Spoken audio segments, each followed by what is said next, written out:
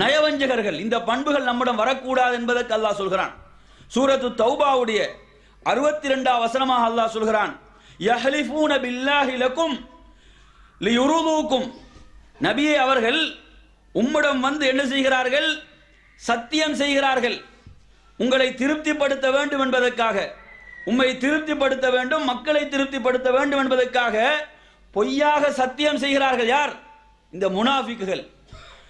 வல்லாஹு வ ரசூலுஹு அஹக்கு அன் யுர்துஹு இன் கானூ முஃமினீன். அவர்கள் உண்மையான மூமின்களாக இருந்தால் யாரை திருப்திப்படுத்த வேண்டும்? அல்லாஹுவையும் அல்லாஹ்வுடைய ரசூலையும் தான் திருப்திப்படுத்த வேண்டும்.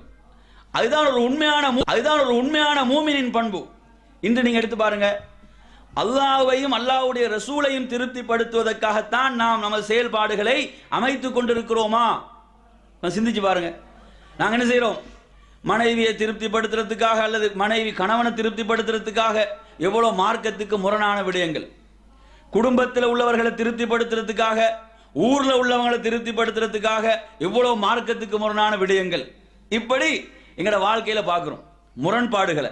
ஆனா அல்லாஹ் சொல்கிறான், நீங்க மூமினாக இருந்தால் நீங்க திருப்திப்படுத்துவதற்கு மிக தகுதியானவர்கள் யாருதான்? அல்லாஹ்வும் அல்லாஹ்வுடைய ரசூலும் தான். அந்த திருப்பொருத்தம் தான் கிடைக்க வேண்டும் என்று ரப்புல் ஆலமீன் சொல்கிறான்.